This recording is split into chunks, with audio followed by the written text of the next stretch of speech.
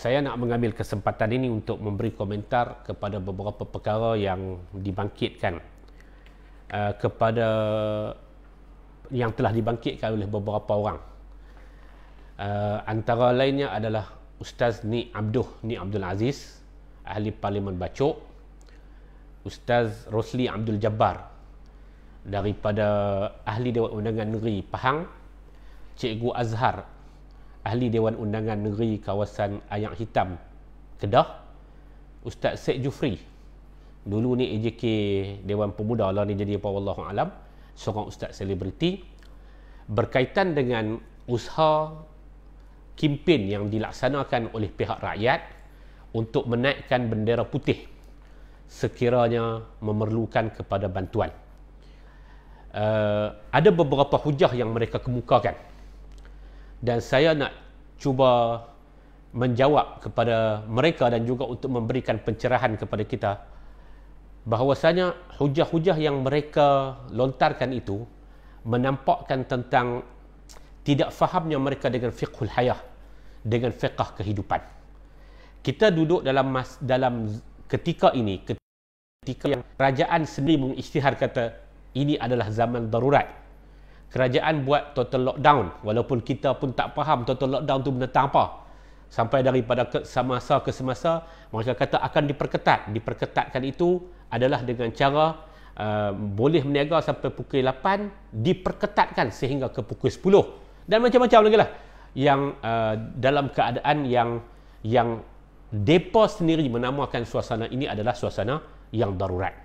Di celah-celah itu kita dengar ada sampai orang yang membunuh diri, ada sampai ke tahap orang yang duduk dalam keadaan yang hidup yang stabil sebelum ini, tapi kerana 1 tahun lebih dah tak boleh bekerja. 1 tahun lebih dah tak boleh bekerja. Ada di Alustar, orang yang duduk rumah dia dan dia ada pekerjaan yang dia seorang peniaga, dan tapi selepas melalui zaman PKP ini dalam keadaan kerja yang tak ada dan sebagainya, dia telah bertemu dengan wakil rakyat kawasan dia untuk jual rumah dia. Dia duduk satu taman dengan wakil rakyat tersebut untuk jual rumah dia. Tapi akhirnya wakil rakyat kata aku pun tak ada duit juga, dan beberapa hari selepas itu dia telah menghubungi pegawai wakil rakyat tersebut. Dia jaga maruah dirinya, dia mungkin hidup dalam keadaan yang cukup tertekan, nak kerja tak boleh, cuba buat Grab. Tapi dia kata tak ada penumpang yang nak naik. Akhirnya dia hubungi pegawai rakyat tersebut dan dia minta untuk dihantarkan makanan ke rumah dia. Pegawai rakyat dan wakil rakyat tersebut telah hantar ke rumah dia. Tuan-tuan, saya nak sebut inilah suasana yang sedang dihadapi oleh rakyat. Ahli parlimen gaji terus dapat, pengurusi kesedar macam Ni Abdul gaji terus dapat, alarm terus dapat, dan mereka bercakap dalam keadaan mereka duduk di depan komputer, duduk dalam hawa dingin, duduk di rumah mereka. Mereka tulis dan mereka kata, oh sepatutnya kita berdoa kepada Allah SWT. Tuan-tuan, saya nak sebut kepada tuan-tuan sebagai latar kepada kisah ini. Tuan-tuan pernah dengar cerita zaman Imam Malik rahmatullah alaih, Imam Mazhab Maliki. Ada satu orang yang berjalan daripada Iraq pergi ke Al-Madinah Al-Munawwarah untuk bertemu dengan Imam Darul Hijrah, Imam Malik. Dan dia pergi ke sana dengan tujuan untuk bertanya, wahai Imam, apa sebenarnya hukum kalau saya tengah sembahyang tiba-tiba darah terkena kepada baju saya? Sembahyang saya tu batal ataupun tidak? Wuduk saya macam mana? Mai daripada Iraq ke Madinah Al-Munawwarah untuk bertanya soalan tersebut. Macam mana kedudukan sembahyang saya? Sah ataupun tak sah? Macam mana kedudukan wuduk saya? Sah ataupun tak sah? Macam mana darah nyamuk yang telah terkena kepada baju saya? Ketika tengah sembahyang, tiba-tiba saya tertampak nyamuk, kena ada darah. Darah tu menyebabkan sembahyang saya sah ataupun tidak. Tuan-tuan, waktu itu Imam Malik jawab kepada dia kata hang ni di antara orang yang tak faham kehidupan. Ketika mana di sana orang sedang berbicara tentang darah Sayyidina Husain, orang sedang berbicara tentang darah cucu Nabi sallallahu alaihi wasallam, orang sedang berbicara tentang krisis yang sedang dihadapi oleh umat, orang sedang berbicara tentang keadaan yang cukup cukup meresahkan umat. Hang mai duk kira tentang darah nyamuk, sah ataupun tak sah, sembahyang darah nyamuk tu menyebabkan wuduk batal ataupun tak batal. Kamu boleh mari daripada jauh untuk bertanya kepada aku tentang soalan darah nyamuk, tapi kamu tak bertanya dan kamu tak fikir pun tentang darah cucu Nabi sallallahu alaihi wasallam Al-Husain. Tuan-tuan, demikian dalam keadaan darurat, dalam keadaan orang hilang kerja ni cukup ramai. Sampai ada orang yang sampai sanggup untuk membunuh diri. Sampai ke dalam keadaan hidup yang cukup tertekan. Tiba-tiba seorang wakil rakyat quote and quote cukup bengong. Tiba-tiba dalam keadaan yang seumpama itu, dia bercakap, dia kata tak sepatutnya rakyat dididik untuk meminta, tetapi rakyat disuruh untuk berdoa kepada Allah Subhanahu wa taala. Meminta tidak menyebabkan kita tidak berdoa kepada Allah Subhanahu wa taala. Dan berdoa dengan cara kita minta kepada Allah Taala, kemudian mengharapkan, tak usah bagi tahu kepada siapa, dan tidak berusaha, itu juga tidak akan menyebabkan doa kita makbul. Kita la ilaha illallah, macam mana cara fikir dia kita pun tak tahu. Tuan-tuan, itu cerita Imam Malik. Imam Malik nak ajak kepada kita, nak bagi tahu kepada kawan tu, dan ajaran itu ditinggalkan kepada kita. Ketika macam ni, isu yang perlu kita fikirkan adalah tentang kehidupan. Yang perlu kita fikirkan adalah untuk bagaimana memastikan nyawa manusia itu terus dipelihara dan dijaga. Wa man ahyaha faka'annama ahyan nasa jami'a. Dan kerana kegagalan kerajaanlah akhirnya yang membuat kempen tersebut adalah rakyat sendiri. Rakyat yang menggerakkan untuk rakyat memberikan bantuan kepada rakyat. Kita jaga kita. Tiba-tiba mai wakil rakyat yang dia dalam keadaan anda perlu untuk kita ajak dan didik kepada rakyat untuk berdoa. Tuan-tuan dan puan-puan yang saya hormati sekalian, orang yang susah ni, istilah Al-Quran dia bahagi dua. Dan tuan-tuan, kalau tuan-tuan perhati dalam surah yang kita duk baca selalu, wa ammas-sa'ila fala tanhar, dalam surah Ad-Duha, dan kita baca juga dalam surah Az-Zariyat ayat yang ke-17. Sebahagian daripada orang susah itu, mereka menzahirkan kesusahan mereka. Mereka zahir, mereka main meminta-minta. Mereka main minta, mereka kontak orang ke, mereka hubungi orang ke dan sebagainya. YB Ustaz Rosli kata takut orang ambil kesempatan. Hidup ni biasalah kalau ada orang ambil kesempatan. Kamu jangan hidup bersama dengan masyarakat lah kalau kamu takut orang mengambil kesempatan. Kesempatan kalau orang nak ambil, sebagaimana parti politik sentiasa untuk mengambil kesempatan, benda biasalah. Benda biasa. Dan sudah tentulah di kalangan ramai-ramai manusia ni, mungkin ada orang yang akan mengambil kesempatan. Benda biasa ya. Uruskan sikap orang tersebut. Bukan dengan cara kata ini adalah usaha yang mengajak orang kepada cara yang bertentangan dengan agama dan tidak islamik, un-islamik dan sebagainya. Tuan-tuan, saya nak sebut kepada tuan-tuan. Dalam Al-Quran, Allah Ta'ala bahagikan orang yang duduk dalam keadaan susah ni kepada dua golongan. Dan terhadap dua golongan ni, Allah Subhanahu wa taala berikan hak kepada kedua-duanya. Allah Taala kata wa ammas-sa'ila fala tanhar, dan adapun orang-orang yang meminta, orang yang meminta, as-sa'il, orang yang pi minta, dia hidup dalam keadaan yang susah, dia duduk dalam keadaan yang tertekan, dia tak ada kerja, dia kena buang kerja, dia tak boleh berniaga, dia terpaksa berdepan dengan SOP bodoh. Dia dalam keadaan dia tidak ada kerja, dia meminta. Allah Subhanahu wa taala menyebut wa ammas-sa'ila, terhadap orang-orang yang meminta, jangan kamu herdik depa, berikan hak kepada mereka. Dalam surah Az-Zariyat, Allah Taala kata wa fi amwalihim haqqul lis-sa'ili wal mahrum, dan dalam harta mereka, ini terhadap orang yang diminta, haqqun, ada hak, lis-sa'ili wal mahrum, kepada orang yang meminta-minta. Al-Quran memberikan hak kepada orang yang meminta-minta, dia berhak untuk dibantu. Dan ada sekelompok orang dia tak tahu nak meminta di mana. Dan mungkin kerana itulah isyaratnya yang digerakkan oleh rakyat, kerana lemaunya kerajaan untuk buat keputusan, lemaunya kerajaan untuk buat apa yang mereka panggil plan dan sebagainya, maka menyebabkan ada rakyat lancar kempen yang namanya kempen kebar bendera putih. Kamu jangan berputus harap, kamu jangan sampai bunuh diri, jangan. Letakkan satu isyarat, dan pada waktu itu dia nak gerak juga rakyat lain supaya ada perasaan kita membantu kita pergi bantu orang jiran kita ke, kawasan perumahan kita ke, dalam kampung kita ke, dan terutamanya di kawasan miskin bandar di Kuala Lumpur, kawasan-kawasan bandar besar ini yang kalau mereka hilang pekerjaan, duduk di rumah flat, duduk dalam keadaan yang susah, Kita nak gerak, rakyat nak gerakkan perkara tersebut. Itu yang nak digerakkan. Oh, pula kata, jangan ajak rakyat untuk mengangkat bendera kekalahan. Mai Roslan SMS lagi teruk, dia kata itu adalah lambang orang kecundang. Yang kecundangnya Kang. Yang kecundangnya adalah parti hang. Dan kamulah yang mengambil kesempatan untuk pergi tebuk atap bersama dengan Muhyiddin Yassin, si Perdana Menteri yang tak guna. Tuan-tuan dan puan-puan yang saya hormati sekalian, Al-Quran juga menggambarkan tentang satu kelompok lagi, kelompok yang dia tidak meminta. Sehingga orang menganggap kata dia cukup. Yahsabuhumul jahilu aghniya minat ta'affuf ta'rifuhum bisimahum la yas'aluna an-nasa ilhafa. Ada sekelompok manusia yang dia duduk dalam keadaan susah, tapi orang lain menganggap kata dia cukup. Yahsabuhumul jahilu aghniya. Orang-orang yang tak tahu menganggap kata dia kaya. Pasal apa dia kaya? Minat ta'affuf, kerana dia tak menzahirkan kesusahan dia.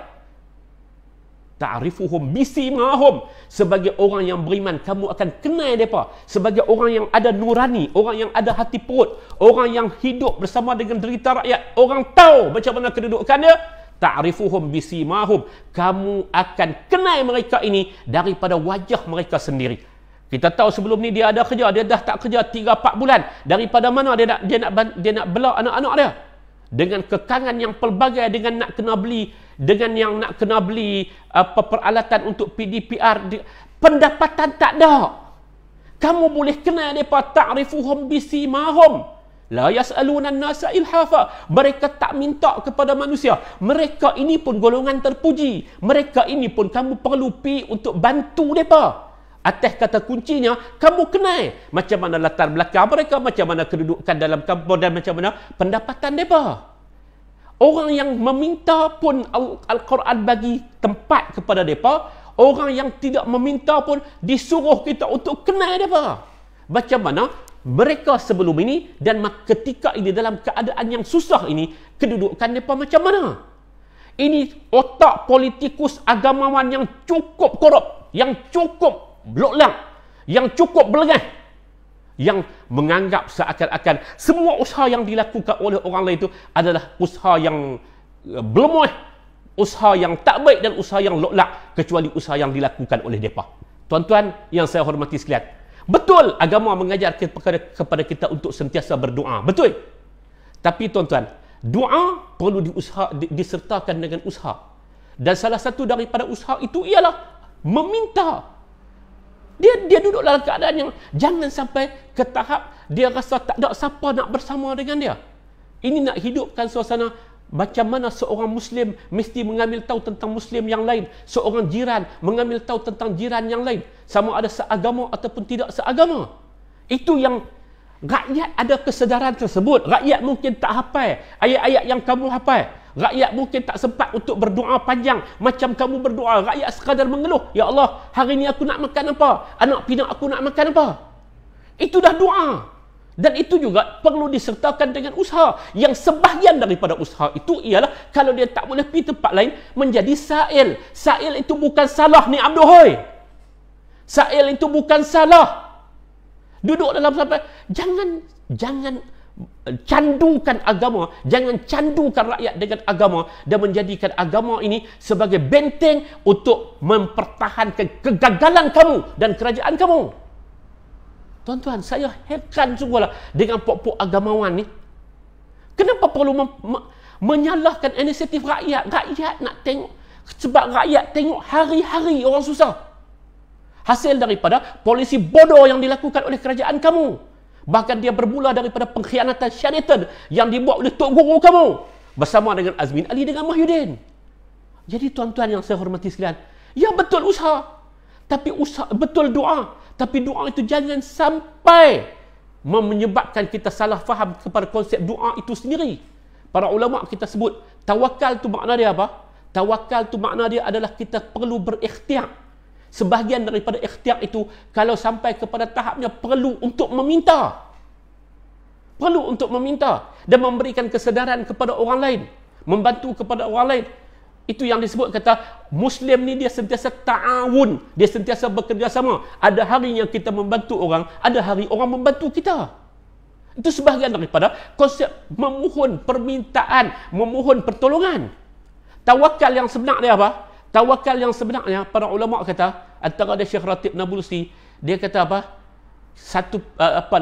Kita minta, kita berusaha bersungguh-sungguh.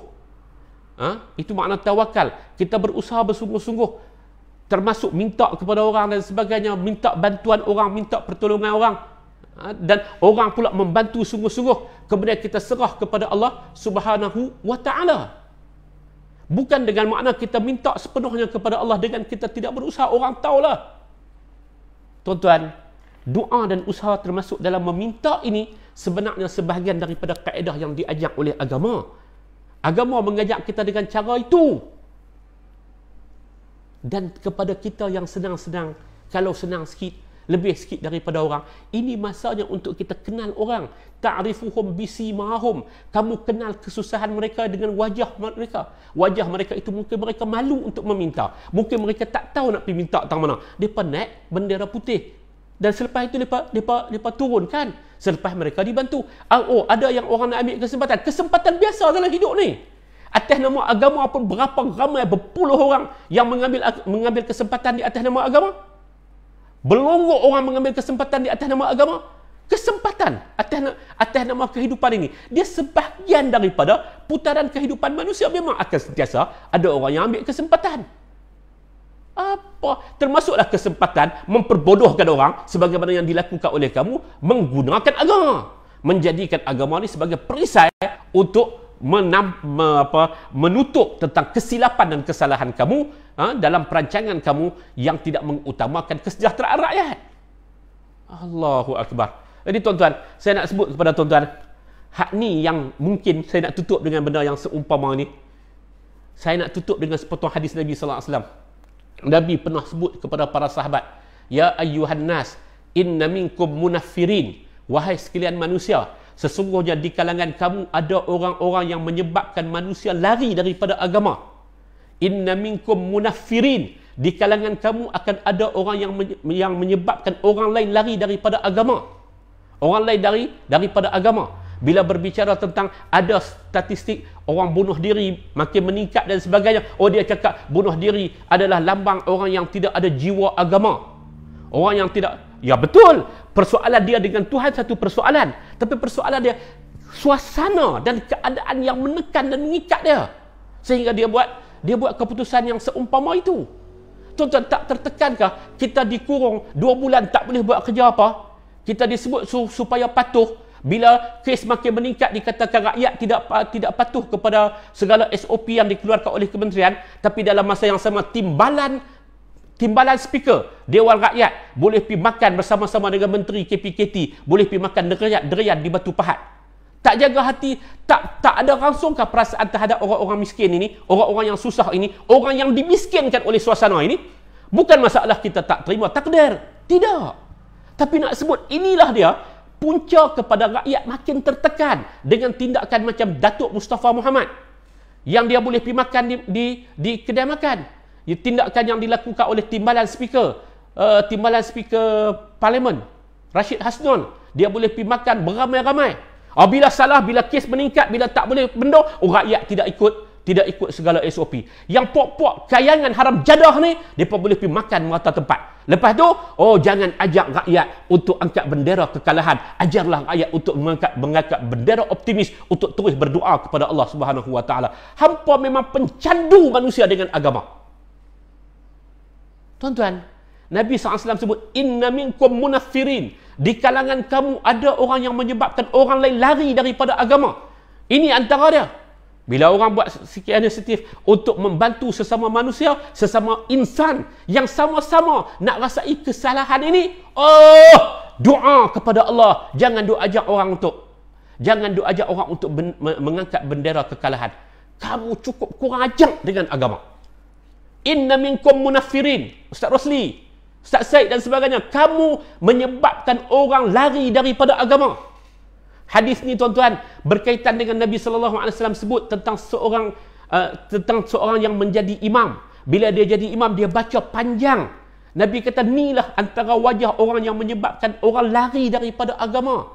Agama akhirnya menjadi musibah kepada sebahagian orang. Orang tertekan dengan hujah-hujah agama.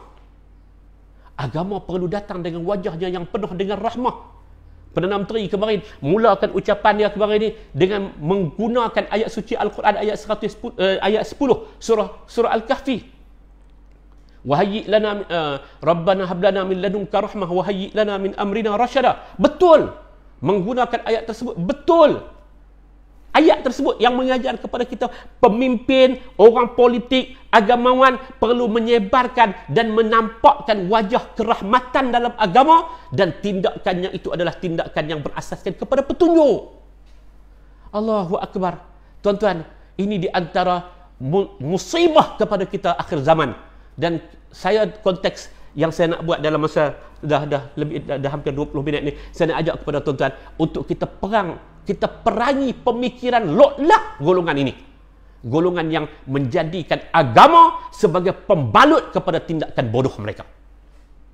Bila orang cuba nak bantu dan mengambil inisiatif untuk sesama insan, sesama manusia yang tertindas ini, sama ada tertindas dengan suasana ataupun tertindas dengan polisi bodoh, mai hujah dengan menggunakan hujah agama, kononnya akan menyebabkan insan lain mengambil kesempatan dan sebagainya. Tuan-tuan, saya agak emosi bila baca kenyataan-kenyataan yang seumpama ini, dan saya terus teringat kepada hadis Nabi SAW, dan saya tengok tadi sikit syarahan para sarjana kita berkaitan dengan inna minkum munaffirin. Di kalangan kamu ada orang yang menyebabkan orang lain lari daripada agama. Tuan-tuan, teruskan berdoa, teruskan membantu, teruskan untuk meminta bantuan kalau dalam keadaan yang terdesak. Al-Quran tidak pernah memandang remeh kepada orang yang meminta. Wa ammas sa'ila fala tanhar. Jangan kamu mengherdik orang-orang yang meminta, kerana kemungkinan dengan RM1, RM2, sebelah ayam, seekor ayam yang kamu bagi dan membantu itu menjadi penyebab kepada kita menjadi golongan yang diberikan sebagai golongan gelaran sebagai golongan al-abrar. Berdoa, teruskan berdoa. Berdoa, teruskan berdoa. Setiap orang yang tertindas, dia boleh berdoa, meminta kepada Allah Jalla wa'ala.